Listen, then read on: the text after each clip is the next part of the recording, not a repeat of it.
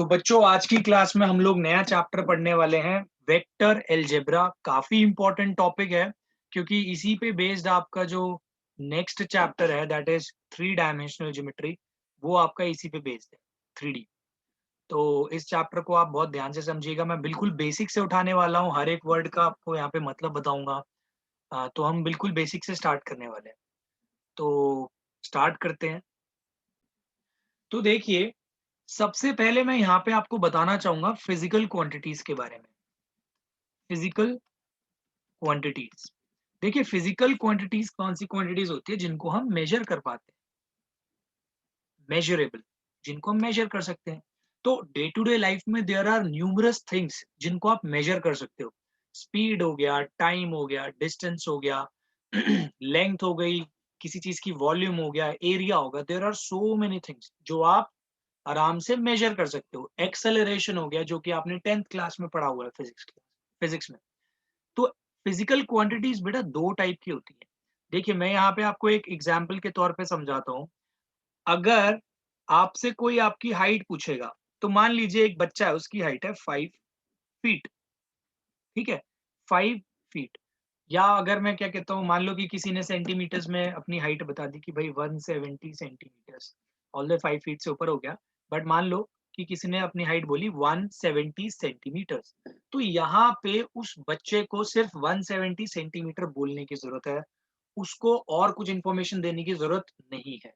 तो ऐसी क्वांटिटी जिसके अंदर सिर्फ मैग्नीट्यूड ही मैटर करता है, यानी यहाँ पे सिर्फ मैग्नीट्यूड, और मैग्नीट्यूड क्या होता है, ये वैल्यू, इस वैल्यू को हम बोलते हैं मैग्नीट्यूड। तो ऐसी क्वांटिटीज जहां पे सिर्फ मैग्नीट्यूड काम में आता है, सिर्फ मैग्नीट्यूड, तो उसको हम बोलते हैं स्केलर क्वांटिटीज। तो all those physical quantities which have only magnitude are known as scalar quantities. लेकिन अब मान लीजिए आप फुटबॉल बहुत अच्छा खेलते हो, आपसे क्या कहते हैं, कोई बोलता है कि अच्छा है, एक ए है प्लेयर और दूसरा प्लेयर बी है। तो अगर ए को बी तक पहुंचानी है बॉल, तो मतलब कैसे फोर्स लगाएगा वो उस बॉल पे। तो यहाँ पे बेटा दो चीजें आती हैं। तो ये जो ए है ना, यहाँ पे मान लो उसके पास फुटबॉल है, उसको बी तक पहुंचानी है, तो वहां पे दो चीजों का ध्यान रखना पड़ेगा। क्या? एक तो ऑफ कोर्स कितने फोर्स के साथ उसने बॉल वहां पे मारी, ठीक है। कहीं धीरे मारी, पहुंचेगी नहीं वहां तक बॉल, सिर्फ यहीं तक रुक गई, ठीक है। ए से मान लो बी तक पहुंची नहीं, अगर आपने मैग्नीट्यूड कम रखा। दूसरी चीज, मान लो उसने मारी तो बहुत रफ्तार से, बट डायरेक्शन इधर मार दी बॉल की, तो वो बी तक तो पहुंचेगी नहीं। तो यानी कि जो पास कर रहा है बंदा, क्या कहते हैं, फुटबॉल प्लेयर, यहाँ से यहाँ, वो तो बेकार ही हो गया अगर डायरेक्शन बदल गई।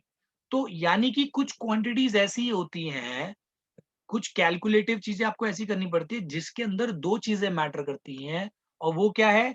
एक तो मैग्नीट्यूड करेगा ही करेगा, कि मान लो उसको इतने फोर्स के साथ मारनी ही मारनी है। एक तो मैग्नीट्यूड मैटर करेगा, साथ में डायरेक्शन भी इंपॉर्टेंट है। तो इन केस ऑफ फोर्स, कभी भी कोई आपसे पूछेगा, हाँ भाई, क्या कहते हैं, मान लो यहाँ पे एक बॉक्स है, बॉक्स पे आपसे पूछेगा अच्छा इस बॉक्स को हिलाना, तो यहाँ पे कितना फोर्स लगा है। आप बोलोगे 5 न्यूटन इन दिस डायरेक्शन और इन दिस डायरेक्शन। अब मान लो बॉल, ये जो क्या कहते हैं बॉक्स है, ये ग्राउंड पे खड़ा हुआ है, और आप कहते हो 5 न्यूटन फोर्स लगाता हूँ लेकिन मैं ऊपर से लगाऊंगा, तब तो कोई मतलब ही नहीं बनता कि बॉक्स हिलेगा। ये तो आप ऊपर से परपेंडिकुलर अगेंस्ट द ग्रेविटी यहाँ पे फोर्स लगा रहे हो। तो 5 न्यूटन फोर्स लगाना सिर्फ मैटर नहीं करता, उसकी डायरेक्शन भी मैटर करती है। तो फोर्स एक ऐसी क्वांटिटी हो गई जिसके अंदर आपको मैग्नीट्यूड भी इंपॉर्टेंट चाहिए, क्या कहते हैं, डायरेक्शन भी चाहिए। तो ऐसी क्वांटिटीज को बेटा हम वेक्टर क्वांटिटीज बोलते हैं। और इस चैप्टर के अंदर हम इन दोनों चीजों को साथ में कंसिडर करेंगे। ऑफ कोर्स स्केलर का भी काम आएगा, बट इस चैप्टर का नाम क्या है? Vector algebra. स्केलर अलजेब्रा तो आप पहले से ही सीखते आ रहे हो। तो यहाँ पे आप लिखोगे स्केलर क्वांटिटीज ओनली, यहाँ पे लिख सकते हो आप इसकी definition, physical quantities that have only magnitude. ये मैग्नीट्यूड लिखा है, ठीक है। और यहाँ पे ये है physical quantities that have magnitude as well as direction, right. तो इससे ना आप बहुत इजीली ना पता भी लगा सकते हो कौन सी क्वांटिटी स्केलर है, कौन सी वेक्टर, बहुत सिंपल लॉजिक से। आप बस इतना जानिए कि एक एग्जांपल देता हूं मैं, टाइम, टाइम स्केलर है वेक्टर है? ऑफ कोर्स स्केलर है। रीजन, आपको मैं बोलूंगा 3 सेकंड, कभी ये थोड़ी बोलूंगा 3 सेकंड ऊपर 3 सेकंड नीचे या 3 सेकंड नॉर्थ ईस्ट। टाइम को ऐसे थोड़ी डिनोट करते हैं। टाइम तो एक सिर्फ एक क्वांटिटी है, और वो क्वांटिटी अगर मैंने बोली 5 मिनट तो 5 minute, it doesn't matter upward downward, ये सब मैटर नहीं करता। डायरेक्शन इंपॉर्टेंट ही नहीं है इस केस में, सिर्फ टाइम का मैग्नीट्यूड इंपॉर्टेंट है। तो यहाँ पे ये हो गई आपकी स्केलर क्वांटिटी। सिमिलरली डिस्टेंस के बारे में बात करें तो ये स्केलर क्वांटिटी। ऐसे ही अगर मैं बोलूँ स्पीड, तो स्पीड भी आपकी स्केलर क्वांटिटीज हो गई। लेंथ, किसी चीज की लेंथ, तो आप बोलोगे ना 5 मीटर की है, ये थोड़ी बोलोगे 5 मीटर इस डायरेक्शन में।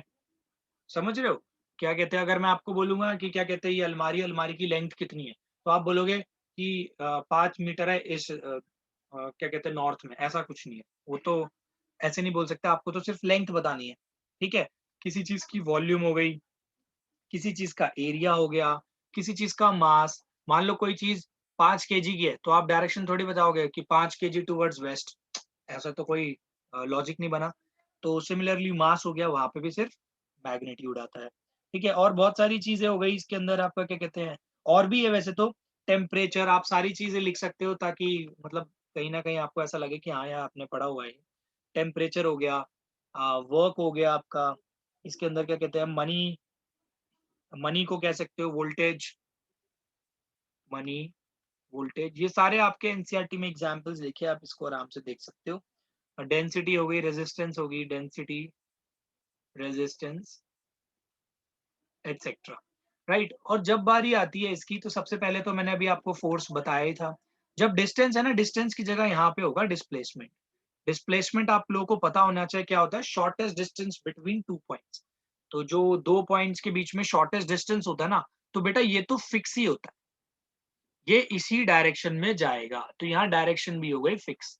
और क्या कहते हैं, मैग्नीट्यूड तो है ही है, मैग्नीट्यूड प्लस मान लो 5 मीटर है, और डायरेक्शन यही है, आप इस पॉइंट से दूसरे पॉइंट, और कोई शॉर्टेस्ट पाथ है ही नहीं, सिर्फ एक ही डायरेक्शन में पॉसिबल है शॉर्टेस्ट पाथ। इसीलिए हम डिस्प्लेसमेंट को भी क्या बोलते हैं, वेक्टर क्वांटिटी। अब यहाँ पे एक आ जाएगा एक्सेलरेशन।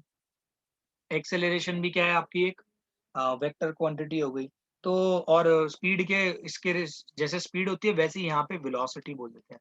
अगर किसी स्पीड में ये बता दिया ना कि भाई इस स्पीड से जा रहा है इस डायरेक्शन में, तो हम उसको बोलेंगे yes it is talking about velocity, ठीक है। यहाँ पे था मास, लेकिन mass into acceleration due to gravity weight देता है आपको, राइट। तो फोर्स लिख दिया, वेट लिख दिया, both are the same things, ठीक है। तो बस फोर्स और वेट में एक फर्क होता है।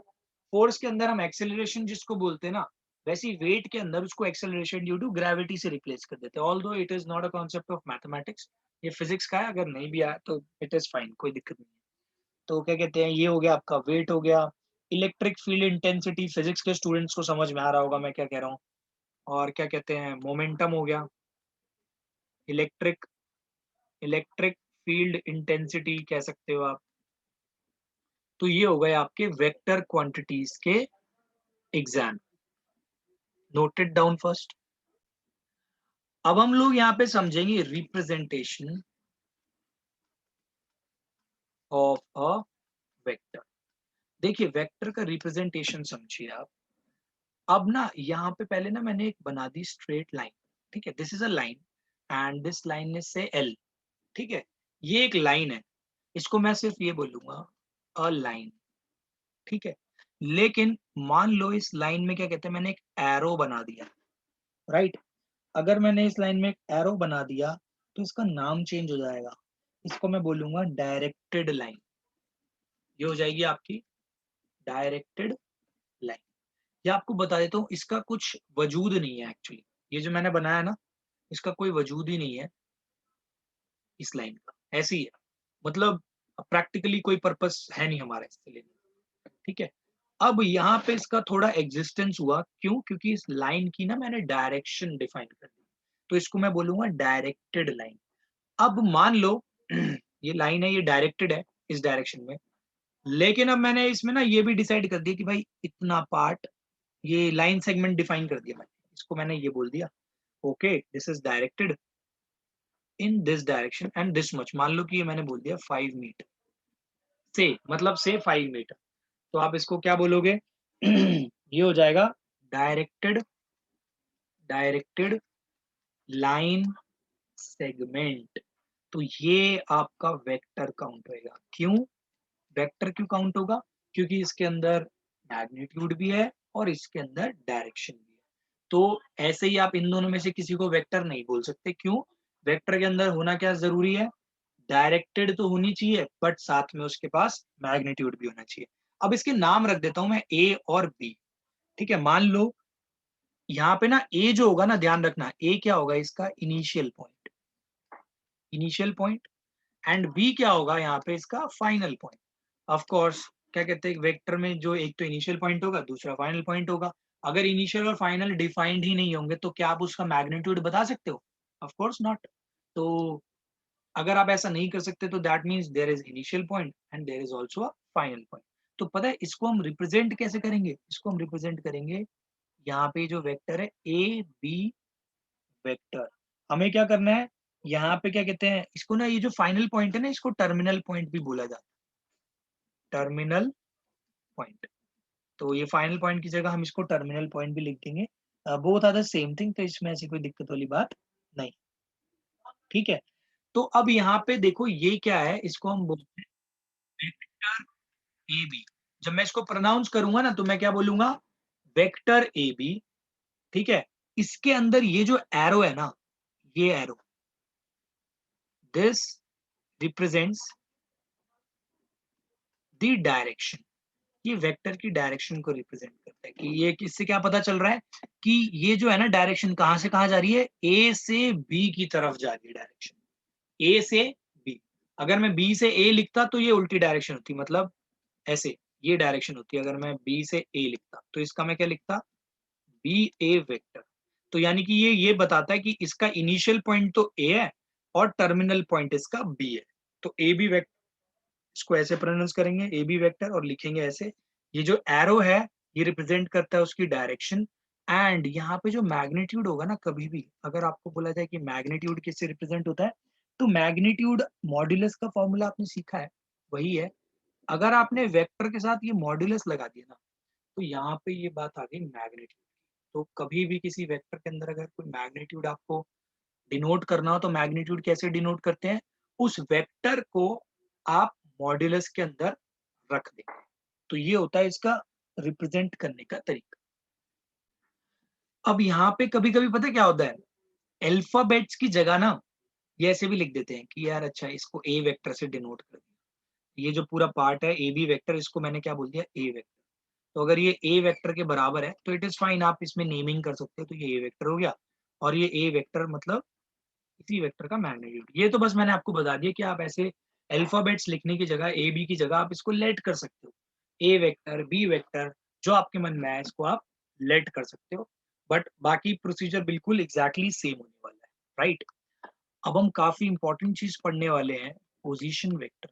देखिए जितने भी मैं वेक्टर आपको बताऊंगा ना, आपको इन सब में डिफरेंसेस पता होने चाहिए कि मैं बात किसके बारे में कर रहा हूँ, राइट? अब यहाँ पे बात आती है पोजीशन वेक्टर। देखिए अब यहाँ पे ना आपको एक बात बता देता हूँ, मैं ना 3D के बारे में बात कर रहा हूँ, क्योंकि अब यहाँ पे 3 डायमेंशनल बात होगी। अब यहाँ 2D के बारे में हम बात नहीं कर रहे, ठीक है? तो 11th क्लास में आपने 3 डायमेंशनल थोड़ा सा पढ़ा हुआ है, आपको पता है कि जैसे उसमें क्वाड्रेंट होते हैं, और 2 डायमेंशनल के केस में, 3 डायमेंशनल के केस में ऑक्टेंट्स होते हैं, और वो भी 8, 4 ऊपर 4 नीचे, राइट? तो क्या कहते हैं, अब यहाँ पे आप देखिए क्या करोगे, इसको मानेंगे हम लोग ओरिजिन, एंड ओरिजिन की वो क्या होता है? 0,0,0, राइट? ये हो गई आपकी। अब आप इसकी एक्सिस तो अपनी मर्जी से कर सकते हो। जनरली हम इसको y लिखते हैं, इसको z लिख देते हैं, और इसको x लिख देते हैं। ये z मतलब हाइट वाला पैरामीटर, राइट? अब यहाँ पे ना मान लीजिए कोई भी कोऑर्डिनेट है, वो है a, यानी a की कोई ना कोई पोजीशन तो होगी ऑफ कोर्स, राइट? ये मान लो कोई भी पोजीशन होगी b, ये कोई भी पोजीशन होगी c। तो अब क्या करना है, वेक्टर अलजेब्रा के अंदर अगर मुझे क्या कहते हैं ये जो a है ना, इसको डिफाइन करना है, इसकी पोजीशन। तो इस पोजीशन इन टर्म्स ऑफ, मतलब this position in terms of vector हम बोलेंगे पोजीशन वेक्टर। और पोजीशन वेक्टर हमेशा ध्यान रखना बनता कैसे है, यहाँ पे ना पोजीशन वेक्टर मैं बना रहा हूँ विद रिस्पेक्ट टू ओरिजिन। तो अब यानी कि अब देखो, अगर आप फिजिक्स पढ़ते हो तो यू वेरी वेल नो कि हर एक चीज ना एक दूसरे के रिस्पेक्ट में होती है फिजिक्स में, ठीक है। अब ये जो है ना ए का अगर मैं बोलूँ ये डिस्टेंस है 5 मीटर, तो इसकी पोजीशन 5 मीटर है ना, ये हमेशा किसी के रिस्पेक्ट में होगी। वरना तो मैं कहूंगा कि अच्छा 20 है तो यार, मैं अगर आपसे बस ये सवाल करता हूँ कि यार ए कितनी दूरी पे है, तो आप तो आंसर ही नहीं दे पाओगे। आप मुझसे पूछोगे किससे दूरी बतानी है आपको, मतलब ए की अगर मुझे पोजीशन बतानी है तो किसी के रिस्पेक्ट में तो बतानी पड़ेगी ना। तो हम यहाँ पे किसके रिस्पेक्ट में निकालते हैं, जब कुछ भी नहीं बोला जाए हमेशा ओरिजिन के रिस्पेक्ट में निकाला जाएगा। तो if you want to find the position of A, then you have to find the position of A with respect to origin. तो इसको देखो डिनोट कैसे करते हैं, सबसे इंपॉर्टेंट चीज तो वही है कि यहाँ पे पोजीशन वेक्टर को कैसे लिखा जाएगा। तो this is point O, this is point A. तो यहाँ पे हम पोजीशन वेक्टर को क्या लिख सकते हैं, ओ A vector, right. Position vector को मैं लिख सकता हूँ ओ ए वेक्टर, और इसका नाम दे देता हूँ मान लो ए। ये दूसरा हो गया, ये मान लो ये हो गया बी, ये हो गया आपका सी। और ऊपर वेक्टर का साइन लगाना ना भूलें। तो ये आपका एक पोजीशन वेक्टर हो गया। ओ बी वेक्टर पूछेगा तो ये बी वेक्टर हो गया पोजीशन वेक्टर। ओ सी, इस पे ध्यान रखना है पूरे पे लगाना है हमेशा। ये हो गया आपका सी वेक्टर। तो ये तो हो गया आपका एक पोजीशन वेक्टर।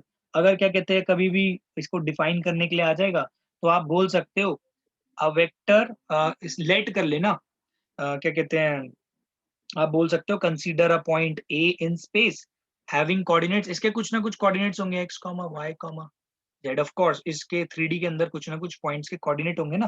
तो इन कोऑर्डिनेट्स को अगर आप क्या कहते हैं वेक्टर के फॉर्म में, मतलब वेक्टर के उसमें लिखोगे, तो इसको हम बोलेंगे पोजीशन वेक्टर। लेकिन बात अभी यहाँ तक खत्म नहीं हुई है, बात अभी आगे भी आएगी इसमें इम्पोर्टेंट। अभी ये तो बेटा ये जो मैंने लिखवाई आपको सिर्फ पोजीशन वेक्टर लिखना कैसे है ये बताया है, कि अगर आपको ए दे रखा है तो आप ओ ए वेक्टर करके इसको पोजीशन वेक्टर बोल सकते हैं। अब इसके अंदर अगर आपको बोला जाए कि भाई आपको फाइंड करना है इसका क्या कहते हैं मैग्नीट्यूड, ओ ए वेक्टर का magnitude you have to find. तो मैग्नीट्यूड पता है कैसे बनते हैं, अंडर रूट करना है आपको x square plus y square plus z square. ध्यान रखना, if position vector is taken, if position vector is taken with respect to origin। अब आप सोचेंगे अच्छा सर ओरिजिन नहीं होता तो क्या। और पहली बात तो यहाँ पे ये समझो, ये जब मैं बात कर रहा हूँ ना बेटा मैग्नीट्यूड की, यानी यहाँ पे मैं डिस्टेंस के बारे में बात कर रहा हूँ। अगर आपने last class that is 11th class के अंदर अगर आपने ढंग से पढ़ाई करी होगी, तो आपको ये पता होगा कि कैसे डिस्टेंस फॉर्मूला से, अगर आपके पास दो पॉइंट्स के कोऑर्डिनेट है तो इसके बीच का डिस्टेंस कैसे निकालते हैं 3D के केस में। तो आपने ये सीखा होगा जरूर formula, x2 minus x1 whole square plus y2 minus y1 whole square plus z2 minus z1 whole square. इस केस में पोजीशन वेक्टर में एक तो कोऑर्डिनेट फिक्स हो गया 0 0 0, तो इनमें से किसी एक की जगह 0 0 पुट कर लो और बाकी की जगह एक्स वाई जेड, तो आपका यही फॉर्मूला बनता है। तो पोजीशन वेक्टर का आपको अगर मैग्नीट्यूड निकालना हो तो कैसे निकालोगे, सिंपल आप उसके जो कोऑर्डिनेट्स है ना उसको इस फॉर्मूले में पुट कर दो, तो ये आपका आ गया पोजीशन वेक्टर का मैग्नीट्यूड। ठीक है, तो ये position vector with respect to origin ही हमें लेना है। तो अब आप देखिए ये जो टॉपिक है नेक्स्ट है डायरेक्शन कोसाइंस, बहुत इंपॉर्टेंट टॉपिक है। इसी पे बेस्ड आपके नेक्स्ट क्या कहते हैं चैप्टर में काफी क्वेश्चंस आएंगे, डायरेक्शन कोसाइंस डायरेक्शन रेशियोज। इसमें बच्चों को काफी ज्यादा कंफ्यूजन होती है, तो अगर आप स्टार्टिंग से इसको समझते चलोगे तो आगे बिल्कुल भी कंफ्यूजन नहीं होगा और आप क्वेश्चंस को इजीली सॉल्व कर पाओगे। तो ध्यान देना यहाँ पे ना मैंने एक थ्री डी का क्या कहते हैं ग्राफ बना रखा है। ये वाई एक्सिस है पॉजिटिव, ये पॉजिटिव एक्स एक्सिस मानी है मैंने, और ये क्या कहते हैं पॉजिटिव जेड एक्सिस मानी है। ये एक पॉइंट है पी, ठीक है। और ये जो पी पॉइंट है ना इसके कोऑर्डिनेट है एक्स वाई जेड। तो अगर इस पी पॉइंट का मुझे डायरेक्शन क्या कहते हैं सॉरी पोजीशन वेक्टर लिखना हो तो मैं क्या लिखूंगा O P vector with respect to origin of course.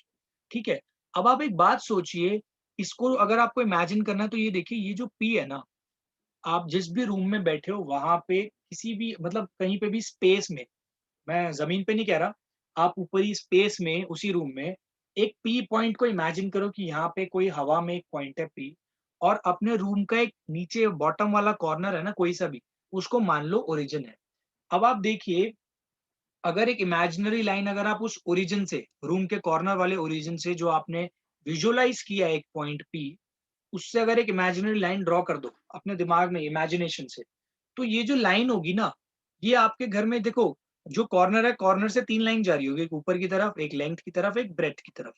तो ये जो ओपी इमेजिनरी लाइन बनी, ये जो है आपके घर के जो ये जो कॉर्नर से जो लाइन्स जा रही है, इसके साथ एक एंगल बनाएँगे।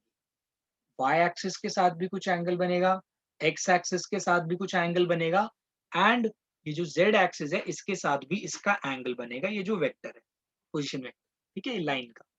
तो अब इस लाइन के जो एंगल है एक्स एक्सिस के साथ मैंने लेट कर लिया अल्फा, वाई एक्सिस के साथ जो एंगल बना वो बीटा, एंड जेड एक्सिस के साथ जो एंगल बना वो है गामा, राइट? अब इनको हम पता है क्या बोलते हैं जो एंगल्स है, the angles alpha beta gamma made by vector OP with the position with the positive direction of x y z axis, मतलब ये positive x y z axis है, पॉजिटिव एक्सिस के साथ एंगल बना है। तो इन एंगल्स को हम बोलते हैं direction angles, right? Alpha beta gamma. अब आप ये सोचिए, अगर इन एंगल्स के साथ मैं कोसाइन लगा दूं हर एंगल के साथ, तो उनको हम बोलेंगे direction cosine of vector OP, ठीक है? Direction cosine of vector OP. तो यहाँ पे मैंने आपको डायरेक्शन एंगल कौन कौन से, अल्फा बीटा गामा, अल्फा के साथ कॉस लगा दो, क्या बन जाएगा, कॉस अल्फा, कोसाइन, इसीलिए डायरेक्शन कोसाइंस नाम है, ठीक है? और क्या कहते हैं, अगर इसके साथ बीटा लगा दो तो ये, और गामा लगा दो तो ये। अब इसके अंदर आपकी बुक में हम ये जो cos alpha, cos beta, cos gamma, इसको ना डिनोट करते हैं, और हम इनको डिनोट किससे करते हैं, एल, एम एंड एन से, ठीक है? तो एल एम एन क्या है, आपके डायरेक्शन कोसाइंस, ये आपके थ्रू आउट चैप्टर हम इसको ऐसे ही करने वाले हैं, राइट? अब क्या कहते हैं, इतना हो गया। अब यहाँ पे आपको एक चीज समझनी है, अगर मैंने आपको मान लो अभी ना इस पे ध्यान देना, कॉस अल्फा के बारे में बात करते हैं, राइट? या कॉस बीटा के बारे में भी कर सकते हैं हम लोग, चलो मैम इजी हो जाए आपके लिए इसलिए मैं कॉस बीटा का केस ले, कॉस बीटा है, कॉस बीटा है तो पहले आप ना, अगर कॉस है, कॉस क्या होता है, बेस अपॉन हाइपोटेन्यूज, राइट? तो उसके लिए 90 डिग्री होना जरूरी है। तो यहाँ पे तो मैंने वाई एक्सिस इसलिए ली क्योंकि डायग्राम में आपको वाई एक्सिस में परपेंडिकुलर आराम से नजर आ जाएगा, लेकिन अगर यही मैं एक्स एक्सिस पे परपेंडिकुलर बनाता ना इस स्पेस वाले पॉइंट का, तो विजुअलाइज करने में मुश्किल हो जाता, ऑल्दो हो जाएगा, ये भी परपेंडिकुलर बनाएगा 3D में, इस डायग्राम में आपको दिखेगा नहीं, बट जैसा मैंने आपको बोला था विजुअलाइज करने के लिए वो पॉइंट इस एक्सिस के साथ, एक्स एक्सिस के साथ एक परपेंडिकुलर जरूर बनाएगा। तो यहाँ पे जो परपेंडिकुलर बना दिया इसको एज इट इज मैंने लिखे रहने दिया, राइट? अब एक बात सोचिए, अगर इसके कोऑर्डिनेट है एक्स वाई जेड, तो यहाँ से यहाँ तक की जो लेंथ होगी ना बेटा, ये वाई एक्सिस है तो ये होगी वाई, क्योंकि इसका कोऑर्डिनेट क्या है, वाई, तो यानी यहाँ से लेके वाई डिस्टेंस पे है। अगर इसका 90 डिग्री यहाँ बनाते तो वो आता इसका, जैसे मैं बना ही देता हूँ, ऑल्दो आई होप आप समझने की कोशिश करना है इसको, कि ये जो 90 डिग्री है ना ऐसे बन रहा है, ये है 90 डिग्री, ठीक है? ये जो डिस्टेंस आएगा ये आएगा x, सिमिलरली ये जो डिस्टेंस आएगा ये यहाँ से यहाँ तक का ये डिस्टेंस आएगा z, राइट? अब मैं बात किसकी कर रहा हूँ, कॉस बीटा। देखिए बीटा एंगल ये है, ट्राइंगल आप ध्यान दीजिए, ओ, इसका नाम रख दो आप, क्या कहते हैं, क्यू, ठीक है?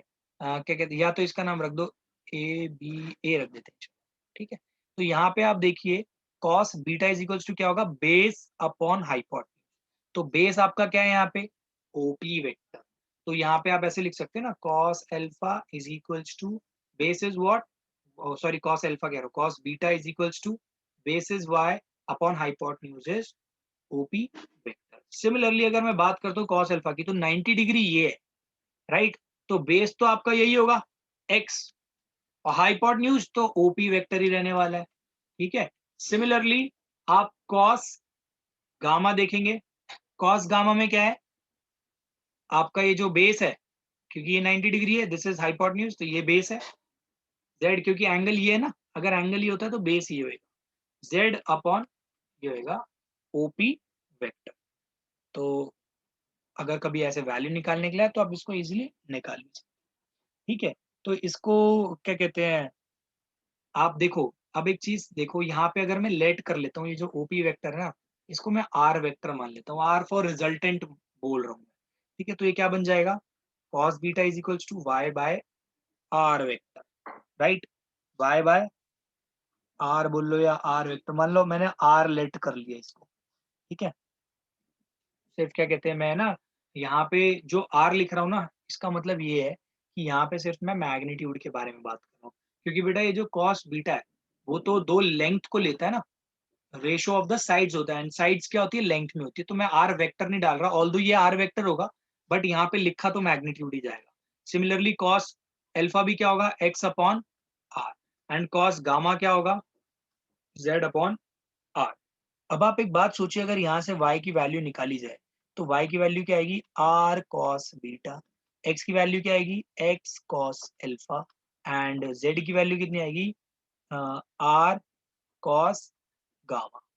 ठीक है, तो अगर आपको कोऑर्डिनेट्स लिखने पड़ जाए in terms of direction cosine, coordinates, coordinates कैसे, in terms of direction cosine, तो आप पता है कैसे लिखेंगे, सिंपल, आप इसको लिख सकते हो r cos अल्फा, x की जगह लिख रहा हूं मैं, ठीक है, फिर इसकी जगह r cos बीटा, फिर इसकी जगह r cos गामा। ध्यान रखना r और गामा में थोड़ा डिफरेंस रखना, राइट। अब यहाँ पे करने को तो आप और भी चीज यहाँ पे लिख सकते थे, आपको मैंने बताया था कि O से P तक का जो डिस्टेंस है वो r है, ठीक है, और आप r ये जो डिस्टेंस है पोजीशन वेक्टर में मैंने बताया था, अगर आपको इसका मैग्नीट्यूड निकालना हो तो क्या होगा, under root x square plus y square plus z square. तो आप डायरेक्शन कोसाइन कैसे निकाल लोगे, cos beta is equals to y upon under root x square plus y square plus z square. ये इंपॉर्टेंट है काफी।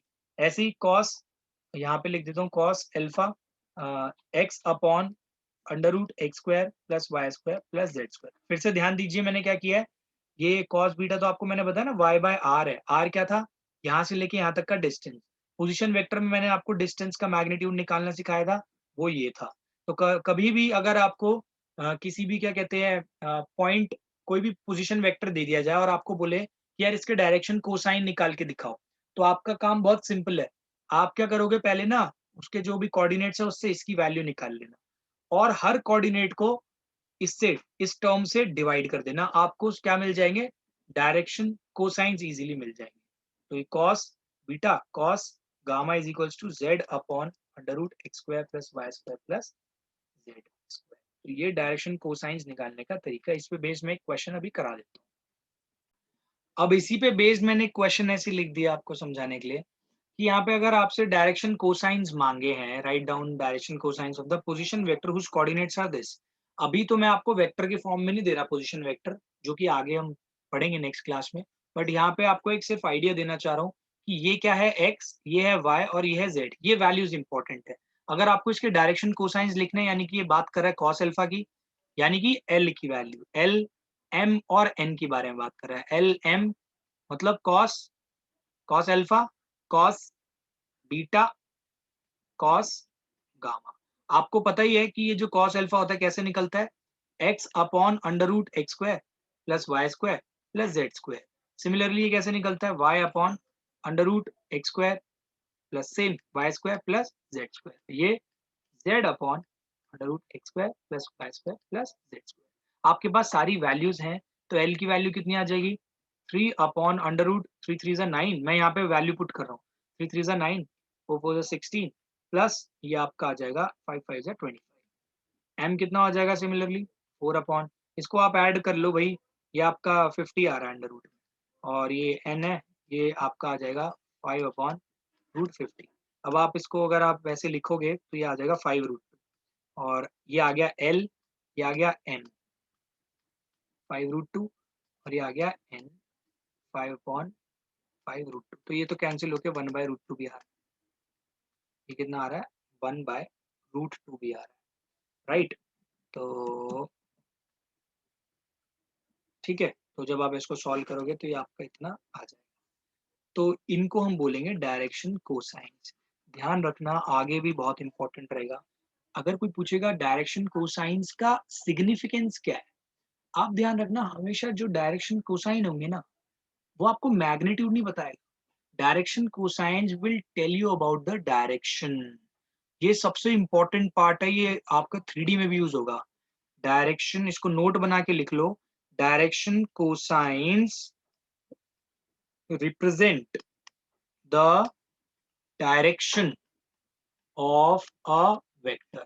यानी किसी भी वेक्टर की अगर आपको डायरेक्शन की इंफॉर्मेशन चाहिए ना, तो आप उसके डायरेक्शन कोसाइन्स फाइंड कर लो, उसी से आपको डायरेक्शन मिलेगी। या उसके डायरेक्शन कोसाइन्स अगर आपके पास है तो आप बोलोगे हाँ भाई इस वेक्टर की डायरेक्शन की डायरेक्शन मुझे पता है क्या। तो डायरेक्शन कोसाइन्स किससे रिलेट करते हैं? सिर्फ और सिर्फ डायरेक्शन से। तो वेक्टर की अगर डायरेक्शन के बारे में नॉलेज है तो आपको डायरेक्शन कोसाइन के बारे में भी। That's it. अब आप यहाँ पे एक इंपॉर्टेंट चीज देखेंगे।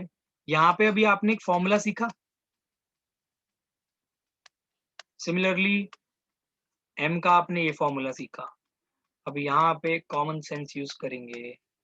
आप खुद सोचिए अगर ऐसा है, राइट, सॉरी स्क्वायर ऊपर लगा दिया मैंने, स्क्वायर लगेगा। अगर मैं एल का स्क्वायर करूं तो ये मेरा क्या बनेगा? ये बनेगा, सिंपल एज दैट। एम का भी स्क्वायर कर दूं तो ये मेरा बनेगा इतना। और अगर मैं एन का भी स्क्वायर कर दूं तो ये बन जाएगा मेरा इतना। ठीक है, जस्ट इमेजिन अगर मैं l square plus m square plus n square इनका सम करूं तो हमेशा 1 आएगा। आप इन सारे टर्म्स को ऐड करके देख लो, ऊपर आ जाएगा न्यूमरेटर में x square plus y square plus z square, और नीचे तो ये है ही एलसीएम इसका, तो वो उससे वो हमेशा कैंसिल होगा। तो हमेशा ध्यान रखना अगर आपके पास 2 डायरेक्शन रेशियोज दे रखे हैं और आपसे तीसरा पूछ लिया जाए तो आप ये फॉर्मूला लगा दो। तो ये इंपॉर्टेंट फॉर्मूला है, this is an important formula. L square plus m square plus n square is equals to 1। दूसरी भाषा में ये भी लिख सकते हैं, cos square alpha plus cos square beta plus cos square gamma is 1। तो both are the same thing, क्योंकि एल क्या है? कॉस अल्फा ही तो है। एम क्या है? Cos beta. एन क्या है? Cos gamma. तो ये हमेशा ध्यान रखना कि ये काफी इंपॉर्टेंट फॉर्मूला है, तो प्लीज नोट इट डाउन। अब हम लोग पढ़ेंगे टाइप्स ऑफ वेक्टर। इसमें आप ध्यान दीजिए, बहुत जैसे सिंपल सिंपल जैसे ये है ना, आपको कॉमन सेंस ही अगर आप यूज करोगे तो आपको पता चल जाएगा। जीरो वेक्टर का बहुत सिंपल मतलब है कि क्या कहते हैं, मान लो मैंने आपको बताया था ना, एक पॉइंट होता है ए, दूसरा पॉइंट होएगा बी, इन दोनों के बीच का डिस्टेंस और डायरेक्शन अगर लगा दे तो ये वेक्टर है। अगर मान लो ये और ये पॉइंट दोनों कोइंसाइड कर जाए, यानी कि इस, तो क्या होएगा? Initial point coincides with terminal point. अगर ये दोनों कोइंसाइड कर देंगे तो मैग्नीट्यूड क्या हो जाएगा? Here magnitude will be 0। तो जीरो वेक्टर क्या आएगा? A vector which has no magnitude. क्या कहते हैं? ऐसा वेक्टर जिसके पास कोई मैग्नीट्यूड नहीं है। और उसको रिप्रेजेंट कैसे करते हैं? 0 लिखते हैं और उसके ऊपर मैग्नीट्यूड का साइन लगा देते हैं।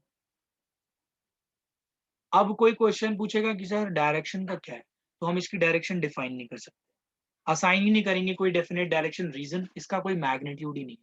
तो आप बता ही नहीं सकते कि अच्छा ये इस तरफ की डायरेक्शन है, उस तरफ की नहीं। तो डायरेक्शन कैन नॉट बी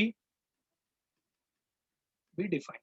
तो इस केस में हम डायरेक्शन डिफाइन नहीं कर सकते। तो ये होता है आपका जीरो वेक्टर। अब जैसे नेक्स्ट है यूनिट वेक्टर।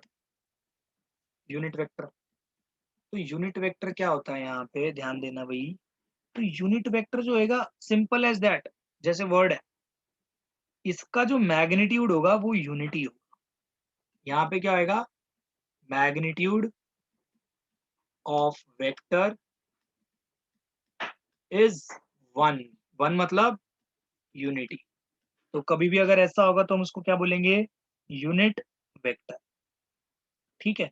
और हमेशा ध्यान रखना इसकी जो डायरेक्शन होगी वो ए वेक्टर की उसमें ही होगी। मतलब मैं यहाँ पे ना, आप इसको यहाँ पे एक चीज देखना कि अगर कोई वेक्टर है ए वेक्टर, इसका यूनिट वेक्टर निकालना है, ठीक है। तो आप क्या करोगे, उसको रिप्रेजेंट जो करोगे ना, ये नया वर्ड सीख रहे हो, ए कैप। ए कैप यहाँ पे लिखोगे, it is represented by A cap, ठीक है। और यहाँ पे एक चीज और साथ में लिख लेना, ए कैप का ना फॉर्मूला होता है बेटा, और वो पता है क्या होता है, ए वेक्टर अपॉन ए का मैग्नीट्यूड।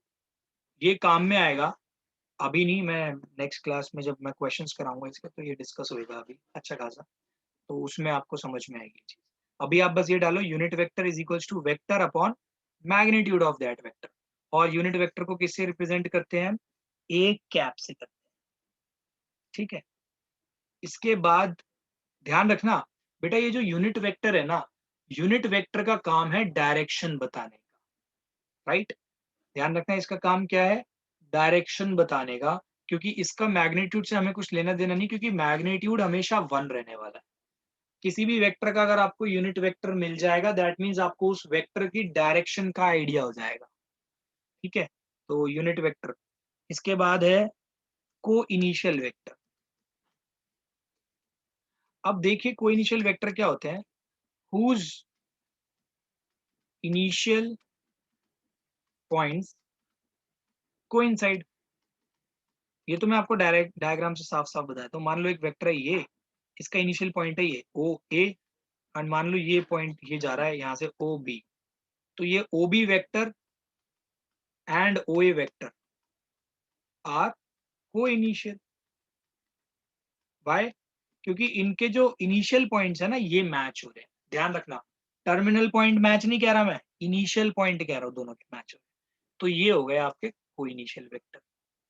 इसके बाद आते हैं नेक्स्ट टाइप के वेक्टर पे, एंड नेक्स्ट टाइप का जो वेक्टर है वो है कोलिनियर वेक्टर्स।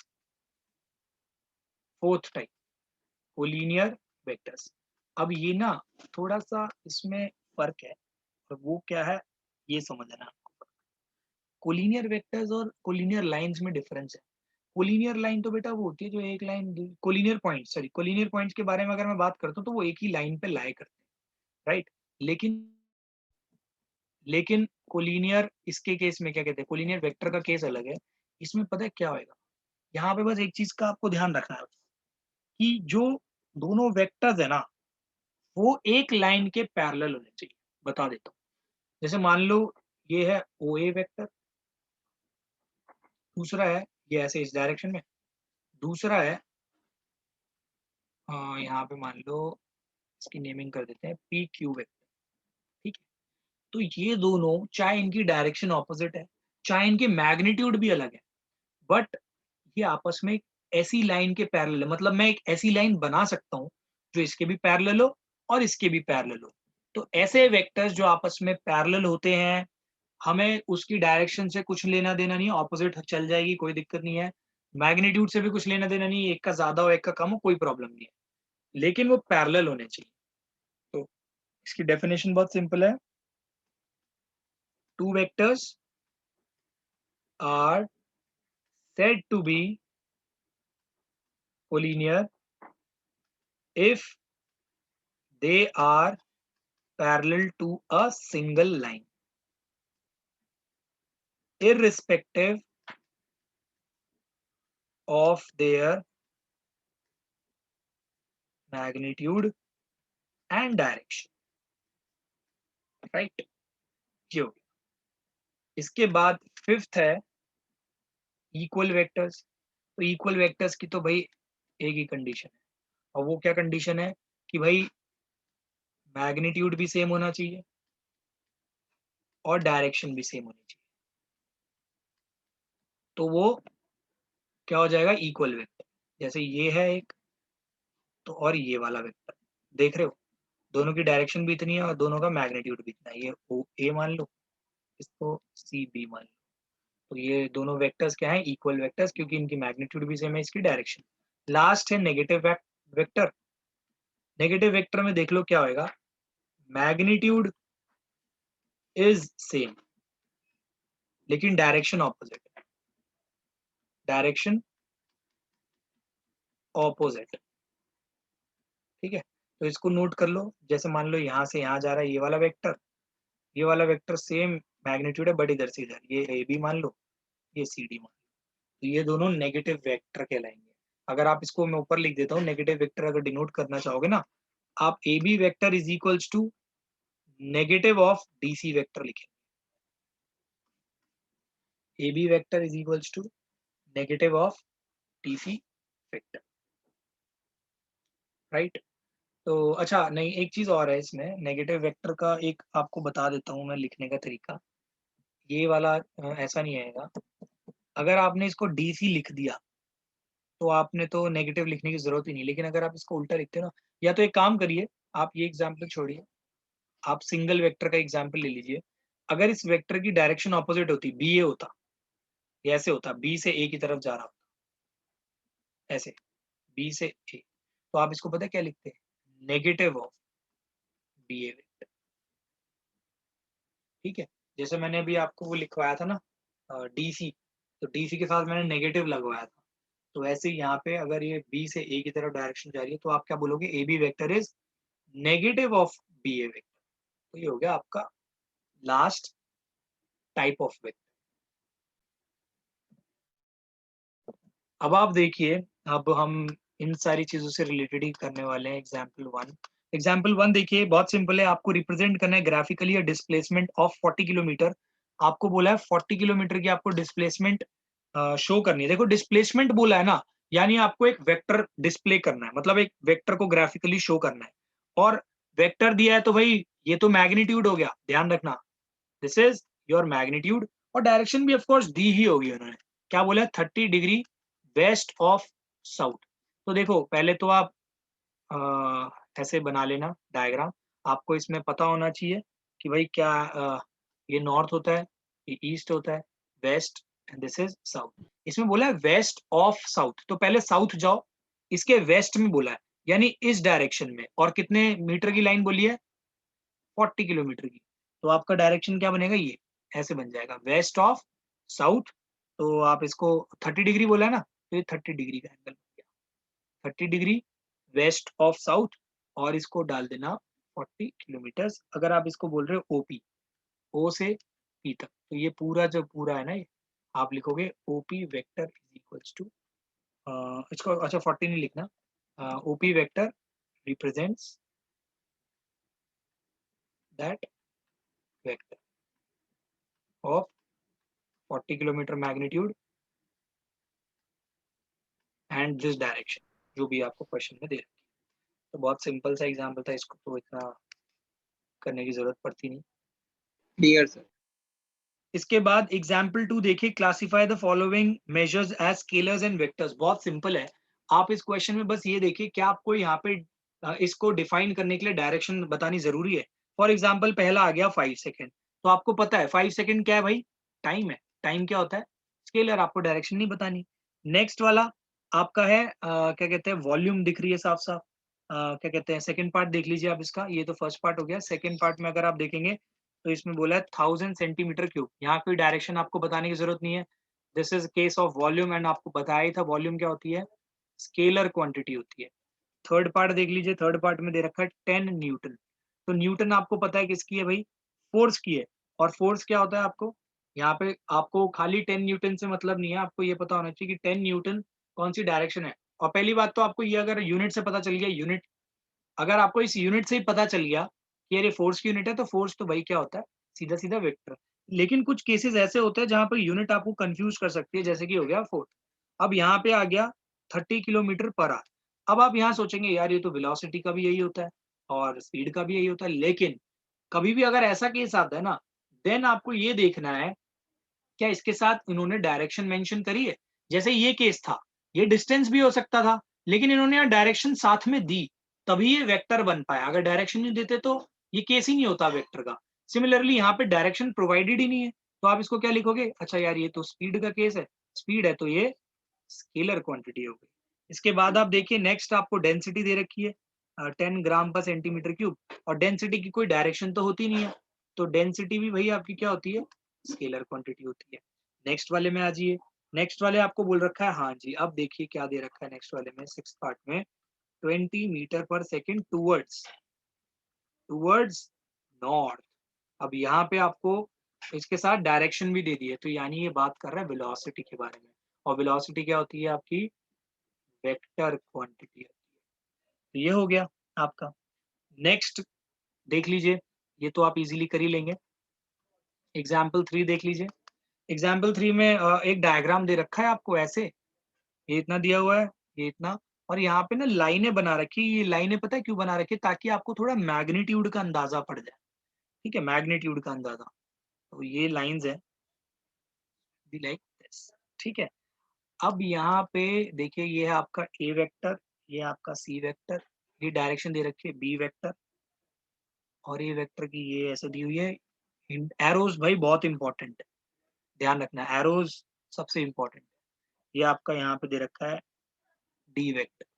ठीक है, ये सबके एरोज भी दे दिए आपको, ए बी सी डी, ये 4 वेक्टर है। आपको बोला है इनमें कोलिनियर वेक्टर्स कौन से हैं। तो आपको मैंने बताया था ना कोलिनियर वेक्टर्स क्या होते हैं। कोलिनियर वेक्टर्स ना एक एक लाइन के पैरेलल होते हैं। आप यहाँ पे देख लो, irrespective of their magnitude and direction. ठीक है, मैग्नीट्यूड डायरेक्शन से कुछ भी लेना देना नहीं है। बस अब देखो यहाँ पे ए वेक्टर, सी वेक्टर और डी वेक्टर, अगर मैं एक लाइन ऐसी ड्रॉ कर दूं, तो कौन कौन से वेक्टर है जो इसके पैरेलल है?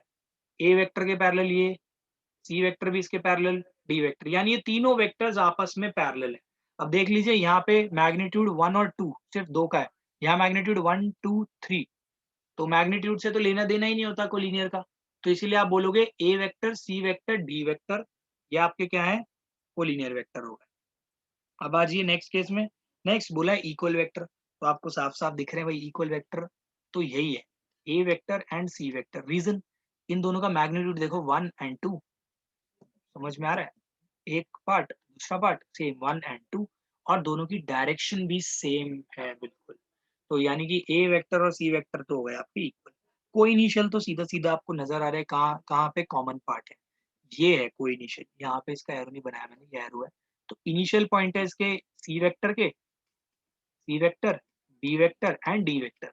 कुछ बच्चों के मन में डाउट आएगा, यार ये वाला नहीं है, नो, ये टर्मिनल पॉइंट है बी वेक्टर का और ये इनिशियल पॉइंट है ए वेक्टर का। लेकिन को इनिशियल के लिए वो सारे वेक्टर्स का इनिशियल पॉइंट होना चाहिए, ऐसा पॉइंट। तो ये इनिशियल पॉइंट सी का भी है, बी का भी है एंड डी का भी। तो ये हो गया को इनिशियल वेक्टर। अब आप इस पे बेस्ड आराम से 10.1 को पूरा कर सकते हैं। नेक्स्ट क्लास में हम आगे का करेंगे। तो आज की क्लास में बच्चों सिर्फ इतना ही। अगर आपको ये वीडियो अच्छी लगी हो, बेसिक्स आपको अगर समझ में आया हो वेक्टर्स एक्चुअल में होता क्या क्या है, और कोई प्रॉब्लम ना हुई हो, तो please share it with your friends, hit the like button, also hit the bell icon so that you can get the notification first. अगर आप चैनल पे नए हो तो प्लीज हमारे चैनल को सब्सक्राइब करिए। You can also follow us on Instagram and Facebook. मिलते हैं नेक्स्ट वीडियो में, तब तक के लिए thanks for watching yogic classes.